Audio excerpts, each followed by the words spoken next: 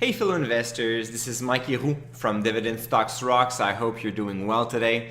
I want to start the year with this video mostly talking about the lesson learned from 2018. It has been a difficult year, especially last this month on the stock market. Both Canadian and the US stock market were down about double digit.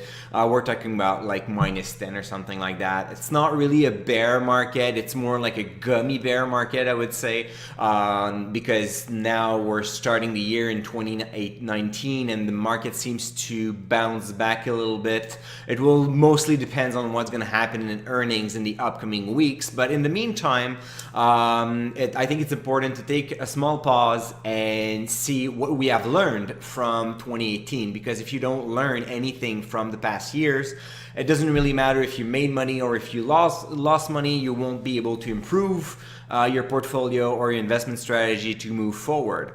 So the first thing that 2018 brought back on the table was that dividend cuts and bad earnings will happen. We have been running through an amazing bull market. The economy is growing, and then most investors kind of like forgot that we could run into some errands, we could run into some speed bumps, and then we have companies like General Electric, Owen and Miners, Buckeye Partner, L Brandt, Budweiser, and also on the Canadian side we have companies like Artis, REIT, Chorus Entertainment, and AltaGas, which all cut their dividend, published bad earnings, and went down the hole. So most of those investments showed a negative return of between minus 40 to minus 60 something percent in 2018.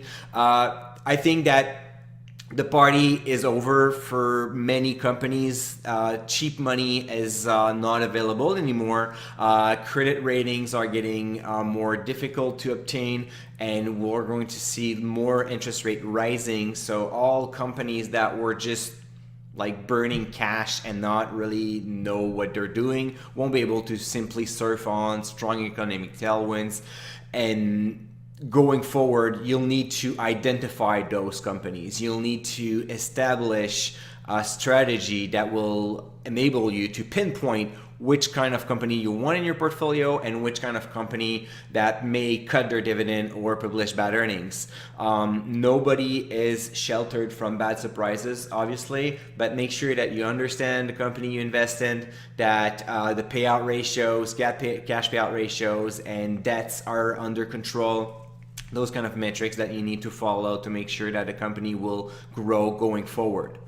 Second lesson that we've learned in 2018 was that pain generates strong emotional responses. I've often think that losing $100 create more pain that finding $100 on the sidewalk create happiness.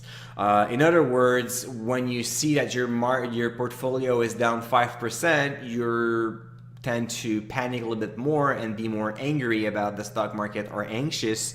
Then you are happy when you see that your portfolio is up by the same 5%. This is probably why we've read so many articles and headlines talking about the bear market, about a potential crash, about the economy that is not rolling as strong as we thought it was. So all those things coming into play generates major sell-off, especially in October and November in 2018.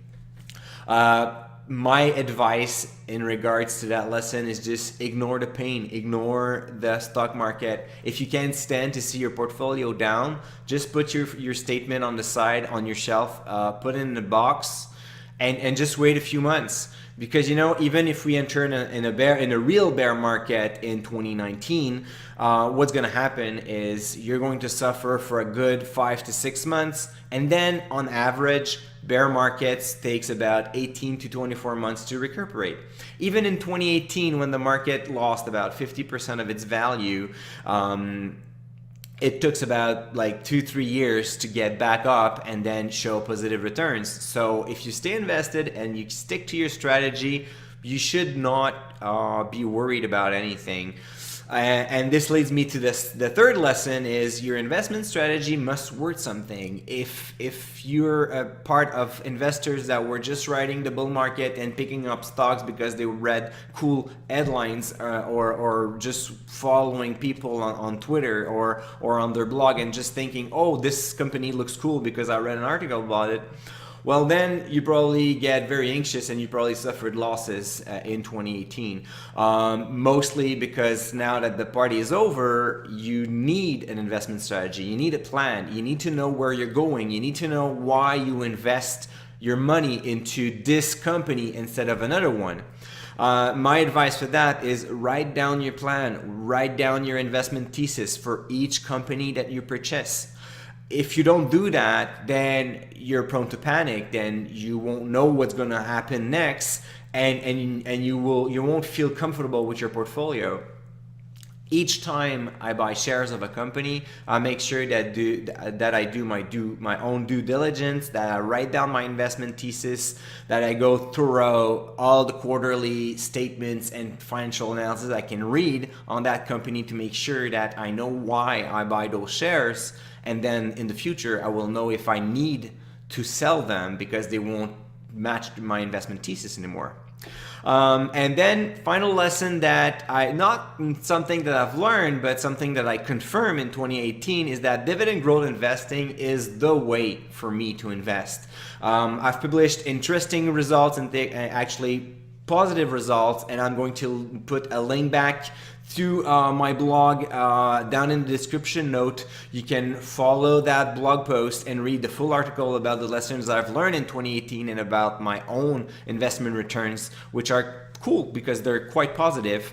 And I also invite you to watch a replay of one of my webinars that I've done last week about how to invest in 2019 and beyond. So considering what's happening right now in the stock market and providing you with tricks and a methodology to build your portfolio and make sure that you don't suffer the stock market pitfalls and you invest in the right companies. So check down in the link below and see you next week for another video. Cheers.